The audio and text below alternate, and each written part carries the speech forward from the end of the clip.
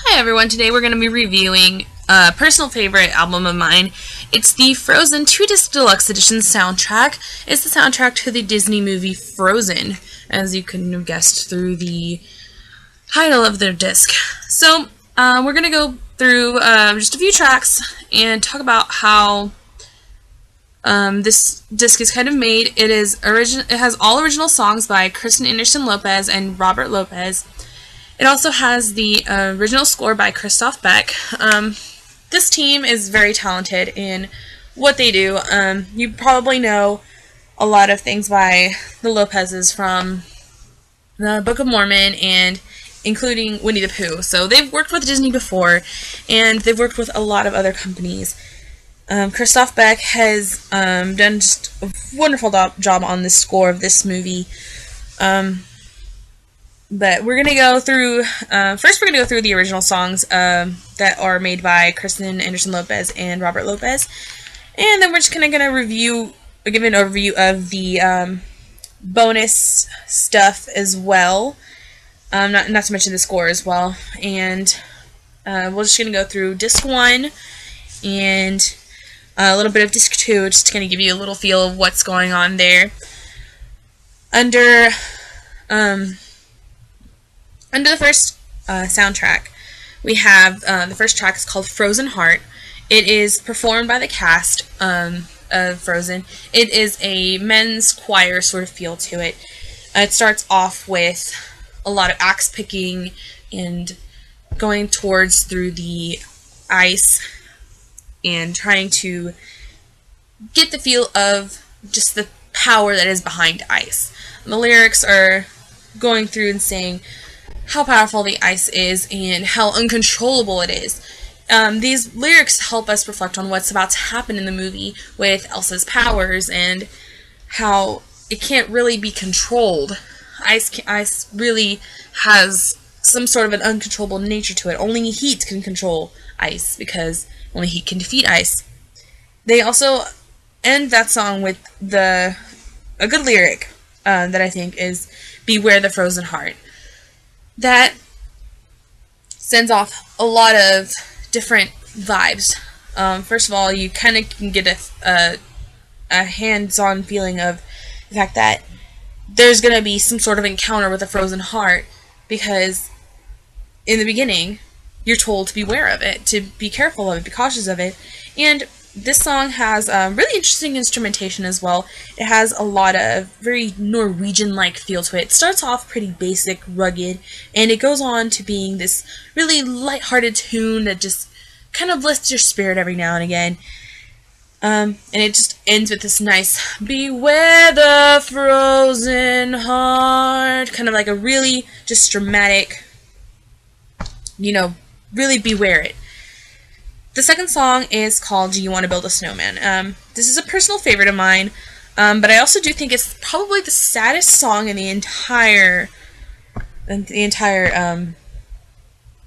movie, because it starts off with the voice of Katie Lopez as young Anna, and she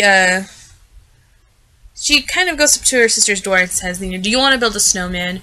Do you want to come and play and have a good time with me? Because I know we're sisters. I have no idea why you've left me, but I really want to make this effort towards our relationship." And it starts off really lightheartedly, like, really, come on, let's do this. And it starts off with a nice little piano type feel to it, and just by itself.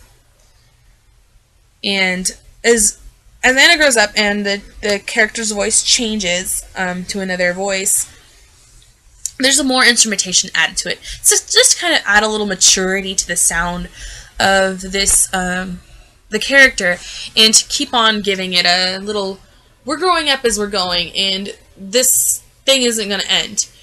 Through the middle of this, right after this little part, there's a little just instrumental part, and if you're watching the movie at the same time as you're listening to this, or if you're watching the music video, you get to see the part where Elsa is scared and she doesn't know what to do. She doesn't want her parents to even touch her, and you get the kind of scared feel in the music as well. But then you get the lighthearted. Anna just goes up to the door, but just decides to ignore it anyway, and lightheartedly goes to her parents, and you get this nice little lighthearted piano feel to go through it, followed by a few strings to kind of get it going.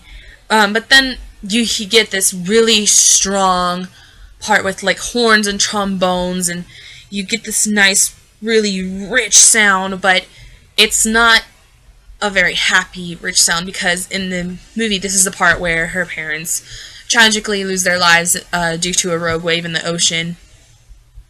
And it, all of a sudden, you can feel it in the music. Everyone just kind of gets a lot sadder. And finally, at the very end, Anna goes up to Elsa's door and tells her, I know you're in there. You need to really come out here. I can't deal with this by myself. We can deal with this together, though. And the thing that really bothered me about this song is that it ended with, "Do you want to build a snowman?" While it's a good thing to end and start with the same lyric, I feel like the way that this last lyric was built kind of left it lingering. It left the song lingering for more. It felt unfinished, but it really fit, if you know what I'm saying. But it felt like an unfinished song that really fit, and it just went on. And 3 years later, boom, we have the third track that is For the First Time in Forever. And this song starts off really lightheartedly, really, really fast-paced and upbeat. There is nothing that can stop them now. She's excited. It's coronation day for Elsa. And she starts to describe the things that are finally happening for the first time in forever for her. This includes the gates being open to the town, as well as just going through and seeing that there's a possibility for her to find love finally, because people are finally going to be around her. She finally gets to be around people, and she never gets to be around people that aren't servants or that already work in the palace. So, which kind of gets you to wonder, how lonely really was she, and why is she so awkward? But that's another story for another time. She does go off and have a few of these like really, really weird lyrics that are in here that don't really fit, because a lot of times Disney has tried to keep on the serious pace, and in this song the writers kind of wanted to go with a more comical stance, but with saying that, I don't know if I'm elated or gassy, but I'm somewhere in that zone. I feel like they could have picked a better lyric for that line, because while being gassy is not exactly considered to be a princess-like quality, it is also not considered to be any sort of appealing kind of quality. I just feel like they could have used a better word than gassy. But I really did like when the duck kind of honked back at her. It was pretty cute. But I feel like this song was also really fast-paced, and it also kind of foreshadowed the fact that this movie was going to move at a fast pace, and all of the events that were happening in her song were to come true, and also at a fast pace. Because in the fourth track, we have Love is an Open Door, and this one's performed by Kristen Bell and Santino Fontana, and if you know them, they are fabulous. Santino Fontana has a fabulous singing voice, and this love song is the all-traditional love song that is done by Disney. It is just very warm and heartfelt, and you really see the connection between Anna and Hans at this time. They're going to be inseparable, and you can just feel that from this song. In this case, the lyrics did kind of work a lot. The quirky lyrics did work a lot with this song. To say that we finish each other's sandwiches instead of sentences, I thought that was absolutely adorable. But that's because, it's sandwiches. It's not some other sort of bodily function. And it just worked. It was a very, how to put it, would be really dancey, but enough to still become a classic Disney song. The fifth song is Let It Go. It's performed by Idina Menzel, and this song has gotten a lot of really good reviews because it's a fabulous song. It's something that that pretty much anyone can relate to, really. Any struggles you may be going through, you could just let it go. Or if you're in this phase where you just can't do anything anymore, you just gotta let it go. And this song, it kind of fit into this perspective, but I was actually not quite sure if it really fit into the movie, because the song is talking about really just letting go of any worries or pains, or in her case, let her magic go, let it flow through her finally. It kind of makes you wonder if she really ever got any practice with her powers, because for someone who hasn't had much practice with her powers, she pretty much built an ice castle by herself single-handedly, which is kind of, unusual for someone who is of beginner magical nature. Not to mention she changes her dress as well.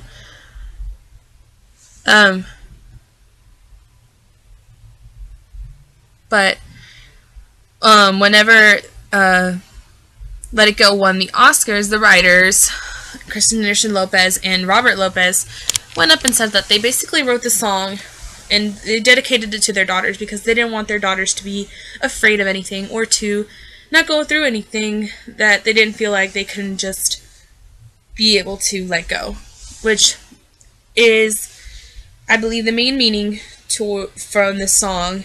Just hearing it from the writer's perspective is what they were trying to get at, and a lot of people, I believe, related to it.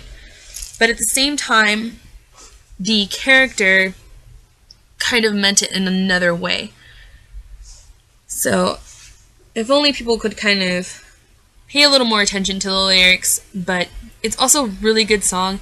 It starts off with this nice piano, and it goes into a little bit of upbeatness, and it just ends with a really dramatic ending, and a positive dramatic ending, which she just ends with a sudden stop and goes, "The cold never bothered me anyway," which, where did that line come from?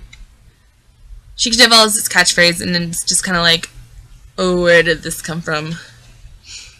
But it's okay, because in track 6, Reindeers Are Better Than People, Jonathan Groff plays Kristoff, where in this part, Kristoff is with his reindeer Sven, and if you don't know, if you've not watched this movie, or if you've watched it, he also kind of does the voice for Sven, kind of like in a little cartoony voice, but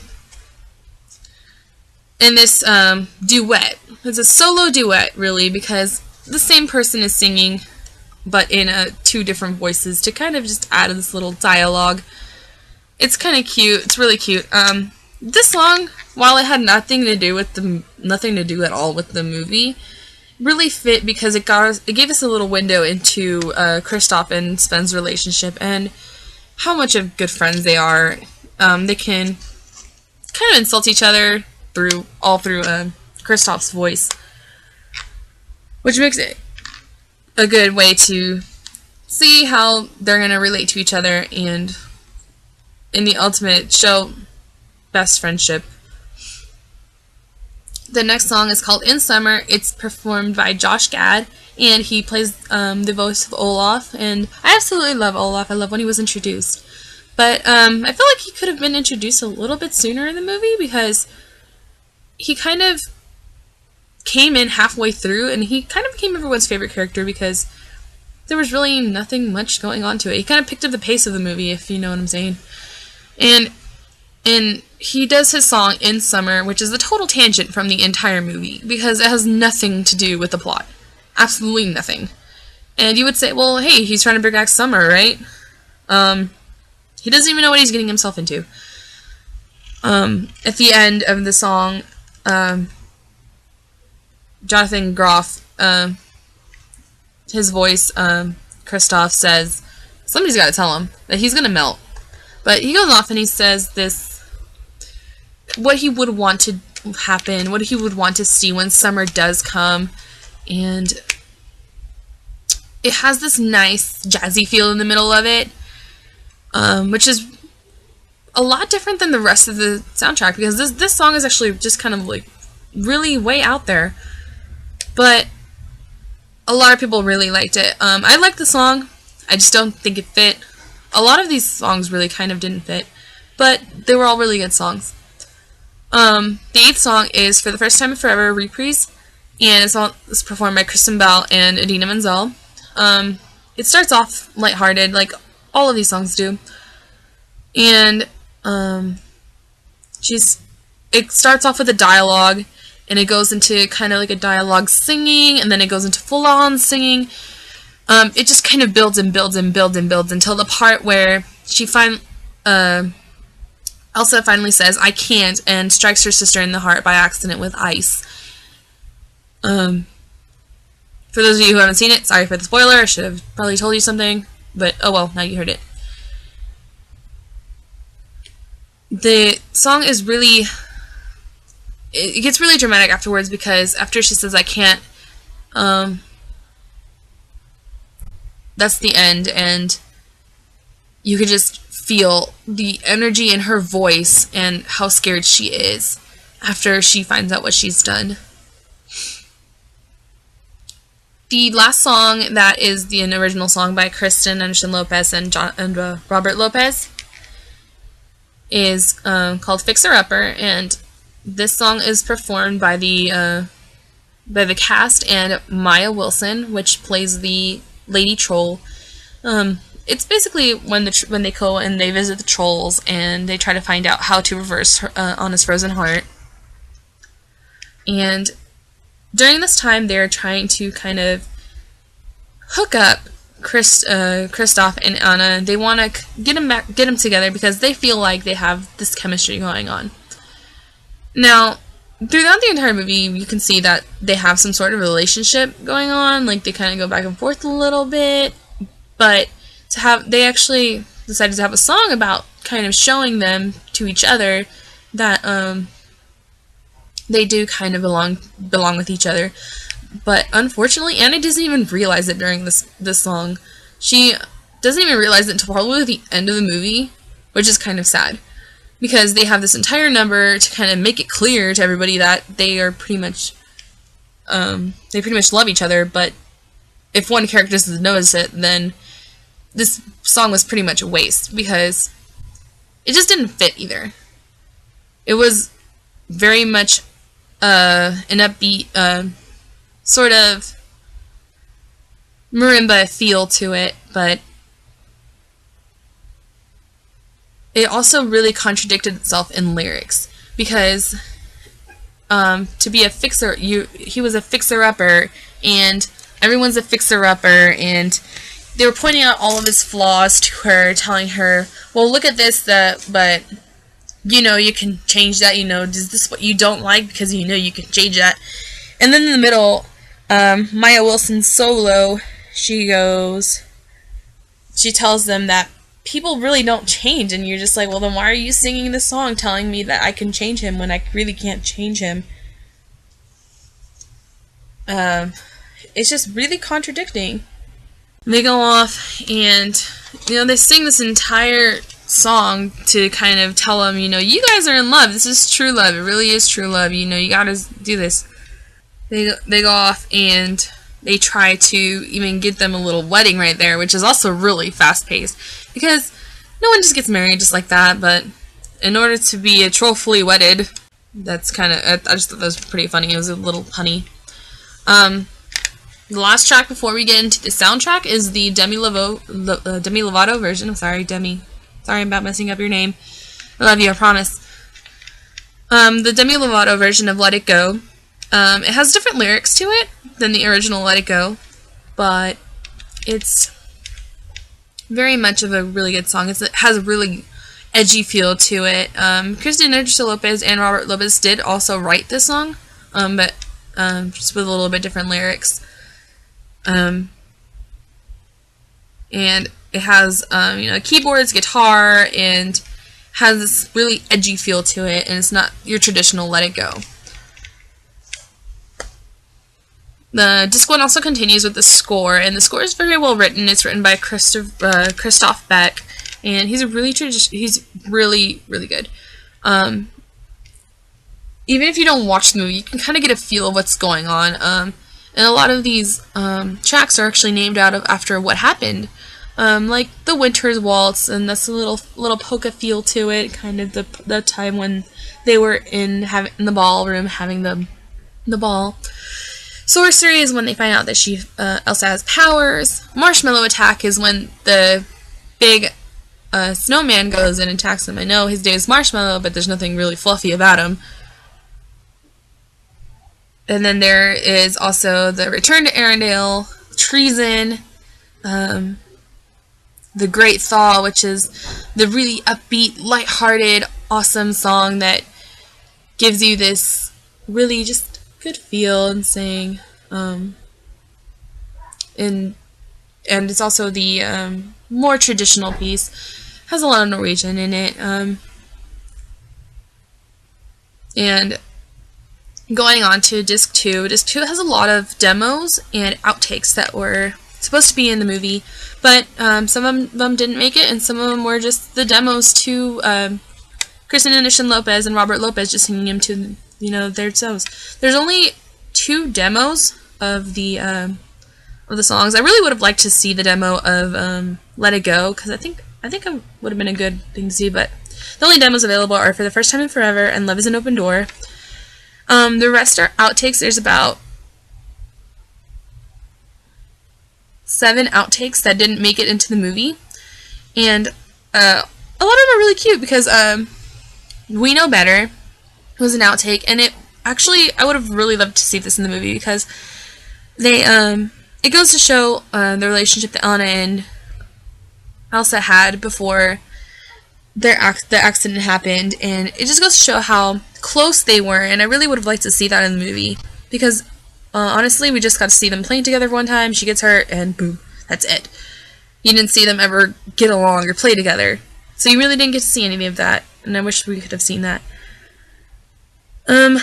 There's also talk of having a prophecy inside this movie, and that's what the spring pageant is about, talking about a prophecy, and the prophecy gets mentioned again in the other outtakes. So if these outtakes would have actually been in the movie, it would have been a completely different movie. There would have been other things that went on. And my favorite outtake actually is the Reindeers remix. It's a remix to Reindeers Are Better Than People. And from the commentary, it was supposed to go at end credits, and I think that would have been really cute to see. Just a little remix between Sven and Kristoff just dancing or doing something. Another thing that's really cool that Disney added was the Ballad of Olaf and Sven, which is the song that went to the demo trailer. I really like that trailer. It's really cute. Didn't give away anything to the plot or anything of the story, but it was a really cute trailer between Olaf and Sven. There was a lot of score demos that didn't make it on, which is okay but there's a lot of really good music in here. And my favorite thing that was added was the karaoke instrumental to Let It Go. Now, the version that I got of the two disc was the actual Idina Menzel version of Let It Go. I know of a lot of other 2-disc editions that got the Demi Lovato version, and I think that's a little weird, but it works, I guess. They did something. I know I have the one that's actually in the hard jewel case, so I think that might have been a difference, and a lot of people got the trifold one. But either way, I got a 2-disc edition, and I got my bonus tracks, so I was really glad to even get it. But this is my review over the 2-disc deluxe edition soundtrack of Frozen. I hope you guys love this this music as much as I do. You may not completely agree with all my opinions and all my points made to it, but it was overall a really, really great soundtrack. And I hope you guys are able to get the movie out. It comes out on March 18th. Woo! I'm going to be the first in line to Walmart to get it, I promise. And if I'm not, then, well, something went wrong. Okay. Well, thanks again, guys, and please subscribe.